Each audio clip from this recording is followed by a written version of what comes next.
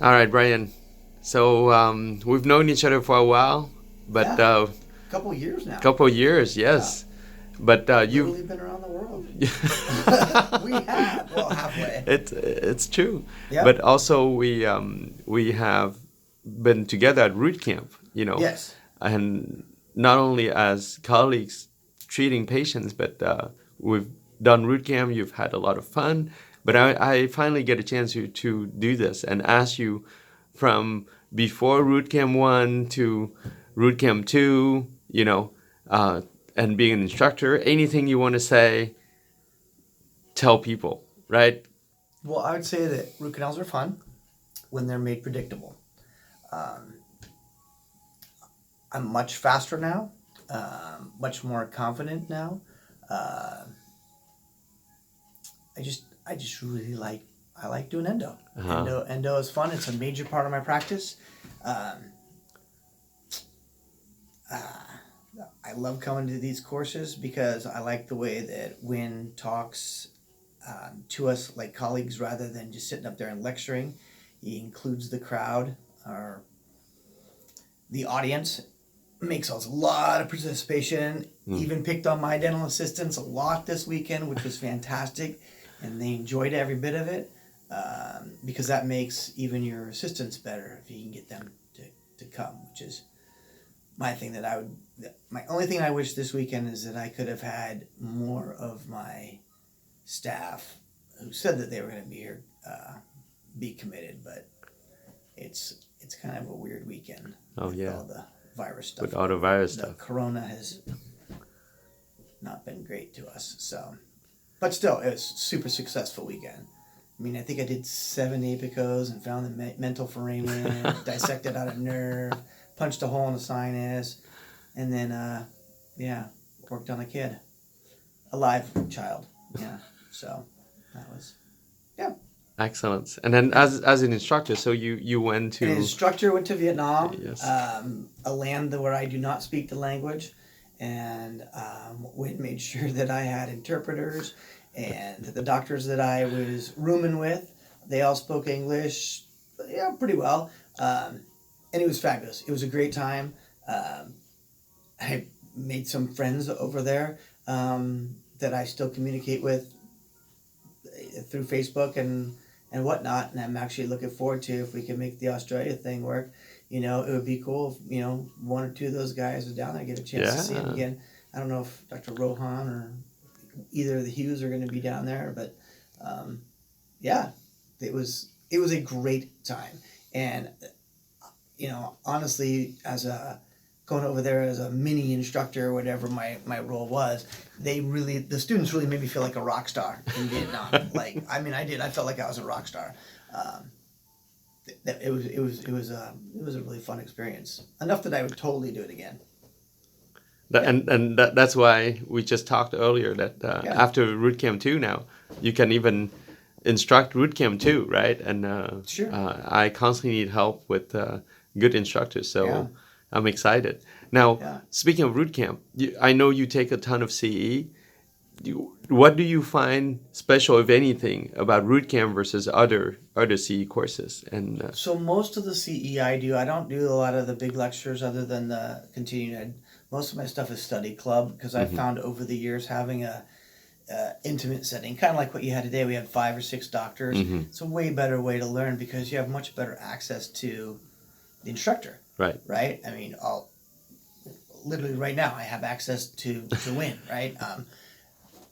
And that you can't get that in the big lectures, mhm, where you have these monster class sizes. Now, when we did Root Camp 1, obviously it's a bigger venue because I don't want to say it's an easier topic, but uh, more general, it's more general, and a lot of the doctors are significantly younger than what we saw here. right, The right, guys that are here today are, with the exception of one, they've all been doing it for a while, and you can tell that they're pretty advanced, and mhm, you know, people know that a tooth that tests positive to cold is alive. right, It's not. But the Root Camp one, um, that one, you having more instructors there I could see where that would be really helpful for you, especially when you have, just, you know, the setup alone, take a little bit of the pressure off both you and your wife. So, but your root camp one, there were probably 10 people, but the root camp one you instructed at in Vietnam, yeah, there was a lot of people like because 100 the overseas one are more, the audience is a little bit different and more of them. But the one you were at in Beaverton was probably 10, and then there was some assistants, your assistants and some assistants who were there. So that's probably what made it. Root camp one was, it was pretty. That was a pretty. Yeah, you're right. There wasn't that many people and there. the Beaverton space was smaller, so that makes it. This facility is fantastic. This facility is fantastic. You got all the. We have the clinical, we have the preclinical. Yeah, we have you can do everything here, and the fact that we're allowed to bring patients in during this weekend and use a live patient. That's.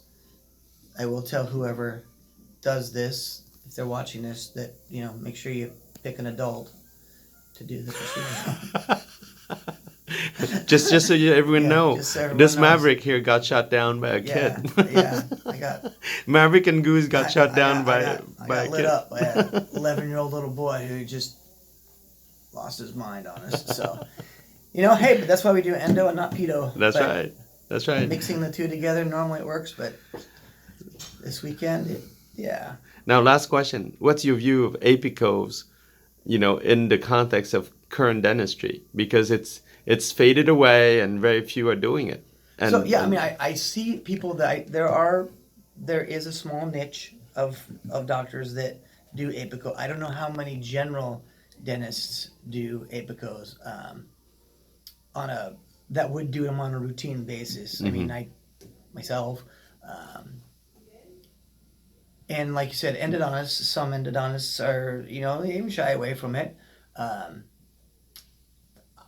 like the apico seems to work pretty good in my hands. We talked about that. Some people, are very gifted at the actual, just the inside the tooth endo, and some people like the surgical approach. There's definitely a place for both. But I think it's really cool to have that tool in your bag. The only thing that I would caution myself, for me, is after this weekend is to, not be too much of a cowboy and think that, oh my God, I can totally do this too. Because this could give me a lot of confidence in, like dissecting out the mental foramen today. I mean, that was great on a cadaver. And I did it, and I was super proud of myself. I thought I did a pretty nice job. It was nice and clean, and I didn't wreck it by the time I got my apico done on 20.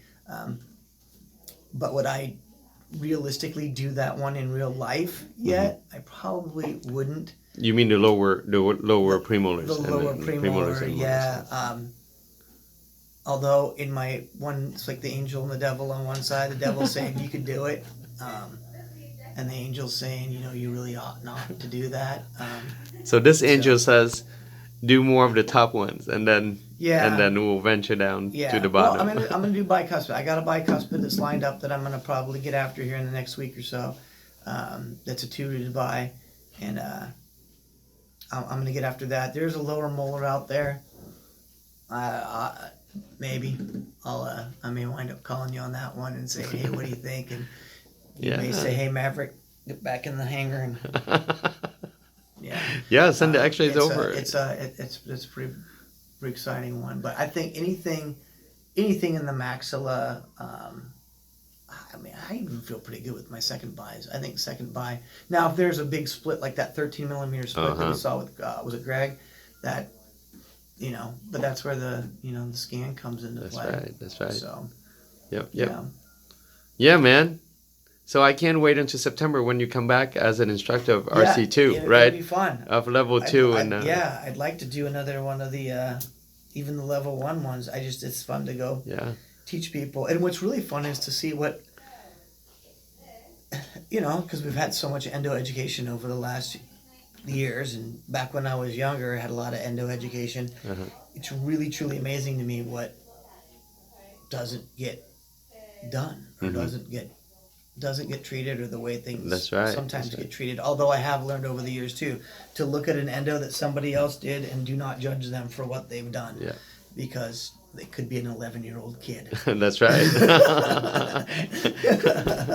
Yep. Let's be humble. That's right. Be humble. And whatever the last guy did, Could happen to anyone. Could happen to the best. that's right. You know, Don't put right. pair posts in. That's right.